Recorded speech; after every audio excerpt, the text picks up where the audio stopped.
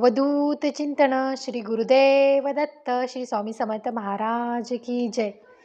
Hi hello नमस्कार, स्वागत आहे तुमचं पुन्हा एका नवीन व्हिडिओमध्ये. सर्वांना श्री स्वामी समर्थ. तर बघा, आजच्या व्हिडिओमध्ये तुम्हाला मार्गशीर्ष महिन्यातील गुरुवार म्हणजे दुसरा गुरुवार उद्या दिनांक 4 डिसेंबर रोजी आला आहे. त्याचबरोबर उद्या पौर्णिमा आणि दत्त जयंती या संबंधीची संपूर्ण माहिती व्हिडिओमध्ये सांगितली आहे. तर व्हिडिओ शेवटपर्यंत बघा आणि व्हिडिओ आवडला तर व्हिडिओला लाईक, शेअर आणि चॅनलला नवीन असाल तर नक्की सबस्क्राईब करा आणि जे कोणी नवीन असतील तर त्यांच्यापर्यंत जास्तीत जास्त ही माहिती शेअर करा. चला तर मग व्हिडिओला सुरुवात करूया. बघा, उद्या दिनांक 4 डिसेंबर रोजी मार्गशीर्ष महिन्यातील दुसरा गुरुवार असणार आहे. त्याचबरोबर खूप सुंदर योग जुळून आलेले आहेत. ते म्हणजे उद्या पौर्णिमा देखील असणार आहे आणि उद्या दत्त जयंती देखील असणार आहे. तर आपल्याला उद्या महालक्ष्मीची सेवा, त्याचबरोबर भगवान विष्णूंची सेवा आणि दत्त महाराजांची पूजा आणि सेवा आपल्याला करायची आहे. तर या सर्व सेवा आपल्याला उद्या करायला मिळणार आहेत. तर बघा, मार्गशीर्ष महिन्यातील पहिल्या गुरुवारी ज्याप्रमाणे आपण पूजा केली त्याचप्रमाणे आपल्याला उद्या देखील पूजा करायची आहे. तुम्ही पूजा सकाळी मांडून करू शकता किंवा मग संध्याकाळी पूजा मांडली तरी चालेल. जर तुम्हाला सकाळी पूजा मांडणे शक्य नसेल तर तुम्ही संध्याकाळी पूजा मांडा. तर पूजा मांडणी करायची आहे, त्याचबरोबर उपवास करायचा आहे, महालक्ष्मी महात्म्याची कथा वाचायची आहे, आरती करायची आहे आणि नैवेद्य दाखवायचा आहे. तर अशा प्रकारे आपल्याला महालक्ष्मी आईची पूजा आणि सेवा करायची आहे. त्याचबरोबर उद्या पौर्णिमा देखील असणार आहे. त्यामुळे पौर्णिमेच्या दिवशी आपण सत्यनारायण भगवानची पूजा करत असतो. त्यामुळे उद्या आपल्याला सत्यनारायणची पूजा देखील करायची. आता जे बऱ्याच जणांचे वर्षभर सत्यनारायण चालू असतात, म्हणजे दर पौर्णिमेला सत्यनारायण चालू असतात, तर ते तर या दिवशी सत्यनारायण ते करणारच असतील. त्याचबरोबर बऱ्याच जणांचे संकल्पयुक्त सत्यनारायण म्हणजे 11, 21 अशा प्रकारचे संकल्पयुक्त सत्यनारायण असतील, ते देखील उद्या सत्यनारायण पूजा करतीलच. परंतु ज्यांचं काहीच नाही तर त्यांनी उद्या सत्यनारायण पूजा अवश्य करावी. कारण बघा, भगवान विष्णूंना मार्गशीर्ष महिना खूप प्रिय आहे आणि भगवान विष्णू आणि लक्ष्मी माता यांची आपल्याला एकत्र सेवा करायला मिळणार आहे. खूप छान योग आहे आणि मार्गशीर्ष महिन्यात एक तरी सत्यनारायण अवश्य केला जावा असं म्हणतात. मार्गशीर्ष महिना खूप चांगला आहे, नंतर भगवान विष्णूंना अतिशय प्रिय आहे. त्यामुळे सत्यनारायणाची पूजा करणे खूप चांगले मानले जाते. त्यामुळे जर तुम्हाला शक्य असेल तर नक्कीच आवर्जून तुम्ही उद्या सत्यनारायणाची पूजा करा. तुम्ही सत्यनारायणाची पूजा सकाळी करू शकता किंवा शक्यतो सत्यनारायणची पूजा ही संध्याकाळी प्रदोष काळातच केली जावी, म्हणजे 4 ते 7 या वेळेमध्ये करतात. तर तुम्ही महालक्ष्मी आईची पूजा आणि सत्यनारायणची पूजा ही संध्याकाळी करू शकता. तर पौर्णिमेचा उपवास तर असणारच आहे, म्हणजे गुरुवारचा उपवास तर आपल्याला असणारच आहे, त्यासोबत हा देखील उपवास होऊन जाईल. तर सत्यनारायणाची पूजा मांडणीचा व्हिडिओ आपल्या चॅनलवरती आधीपासून आहे. तुम्हाला जर तो हवा असेल तर चॅनलवरती जाता तर तुम्हाला सत्यनारायण महाराजांच्या पूजेचा मांडणीचा व्हिडिओ मिळून जाईल. तर ती पूजा मांडणी आपल्याला करायची आहे, उपवास करायचा आहे, सत्यनारायण कथा वाचायची आहे, म्हणजे आरती करायची आहे. तर अशा प्रकारे तुम्ही संध्याकाळी दोन्ही पूजा मांडू शकता आणि आरती वगैरे करू शकता. तर अशा प्रकारे आपल्याला ही पूजा देखील करायची आहे. त्यानंतर बघा, उद्या पौर्णिमा ही दिवसभर असणार आहे. म्हणजे पौर्णिमा ही उद्या 4 तारखेला 8:38 सुरू होत असून ती 5 तारखेला पहाटे 4:44 संपणार आहे. म्हणजे उद्या दिवसभर पौर्णिमा असणार आहे. तर मंदिरामध्ये आपण दत्त जयंती तर साजरी करतच असतो, परंतु घरी देखील आपल्याला दत्त जयंती साजरी करायची आहे. म्हणजे जर तुमच्याकडे दत्त महाराजांचा फोटो असेल किंवा मूर्ती असेल तर त्याची छान प्रकारे आपल्याला पूजा करायची आहे. जर तुमच्याकडे दत्त महाराजांचा फोटो किंवा मूर्ती नसेल तर तुम्ही श्री स्वामी समर्थांच्या फोटोवरती किंवा मूर्तीवरती देखील या सेवा करू शकता. तर बघा, तुमचा फोटो असेल तर तुमच्याकडे तो तुम्ही छान प्रकारे पुसून वगैरे घ्या, त्याला अष्टगंध वगैरे लावा, त्यांना हार फूल अर्पण करा. तर तुमच्याकडे मूर्ती असेल तर मूर्तीला तुम्ही छान पंचामृताने अभिषेक घाला. त्यानंतर तुम्ही पाण्याने अभिषेक करा. त्यानंतर तुम्ही पाण्याने अभिषेक करू शकतात. तर पाण्याने अभिषेक करत असताना गणपती अथर्वशीर्ष, पुरुष सूक्त, श्री सूक्त या म्हणत तुम्ही छान प्रकारे अभिषेक घालू शकता. तर हे आपल्याला सेवा करायची आहे. अभिषेक झाल्यानंतर मूर्ती स्वच्छ करून तुम्ही जागेवरती ठेवा. तर महाराजांना ही नात तर खूप प्रिय आहे, तर तुम्ही त्यांना अष्टगंध लावा, ही नात तर अष्टगंध लावा. त्यानंतर त्यांना छान प्रकारे वस्त्र वगैरे नेसवा. त्यानंतर हार फुलं अर्पण करा. अशा प्रकारे छान तुम्ही छोटी पूजा मांडणी करू शकता.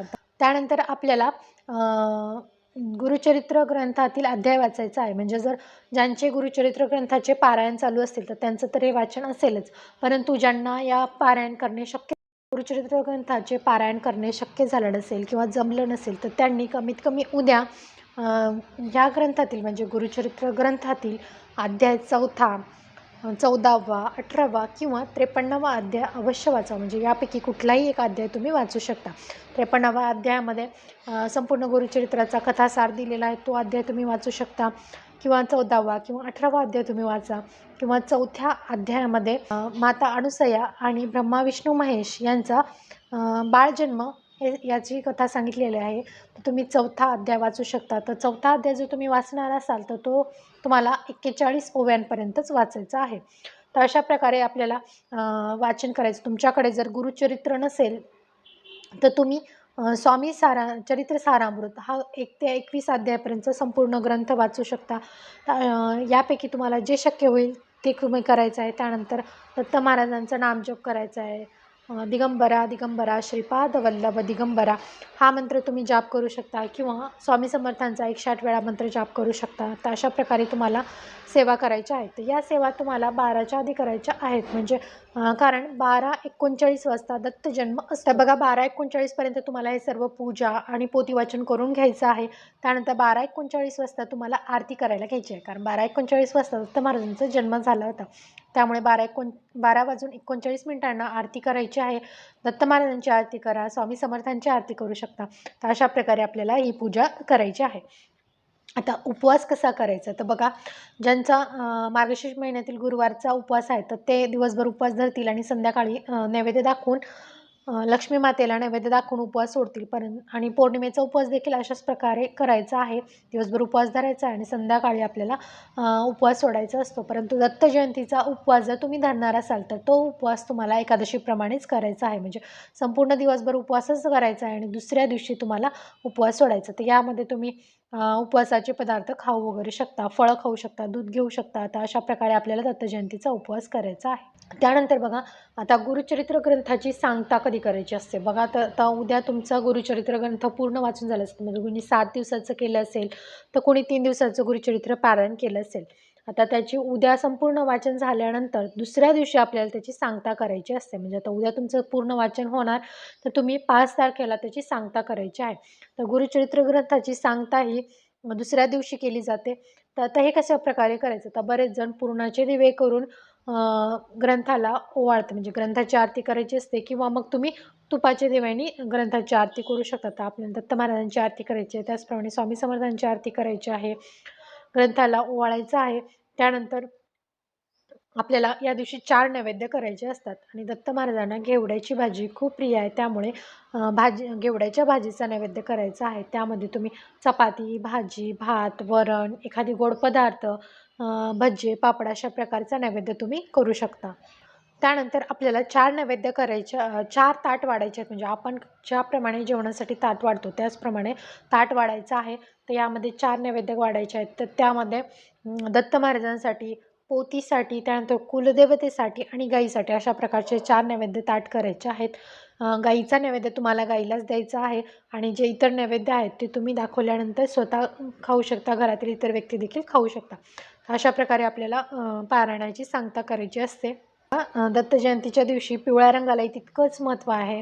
तर तुम्ही मग दत्त महाराजांना, स्वामी समर्थांना पिवळ्या रंगाची वस्त्र, पिवळ्या रंगाची फुलं अर्पण करावी. त्यानंतर जर शक्य असेल तर तुम्ही दानधर्म देखील करावी. यथाशक्ती यथाभक्तीने या गोष्टी तुम्ही करायच्या आहेत.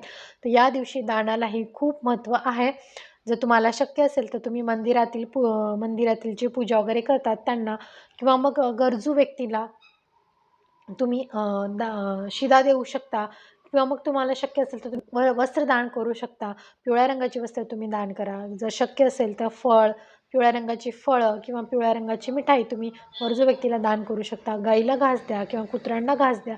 अशा प्रकारे आपल्याला दान या दिवशी करायचं आहे. यथाशक्ती यथाभक्तीने तुम्ही या गोष्टी करायच्या आहेत. त्यानंतर जर समजा तुम्हाला मासिक धर्म असेल किंवा कुणाला विटाळ असेल, सुतक असेल तर या गोष्टी म्हणजे पूजा वगैरे तुम्हाला करणे जमणार नाही. जर समजा तर तुम्हाला जर मासिक धर्म असेल तर तुम्ही पूजा वगैरे करू शकत नाही. तर मग तुम्ही त्या दिवशी उपवास करायचा आहे, दत्त महाराजांचा नामजप करायचा आहे, स्वामी समर्थांचा नामजप करायचा आहे, नामस्मरण करायचं आहे. या गोष्टी तुम्ही करू शकता. तर अशा प्रकारे आपल्याला संपूर्ण उद्याचा दिवस ह्या सेवा आणि पूजा करायच्या आहेत.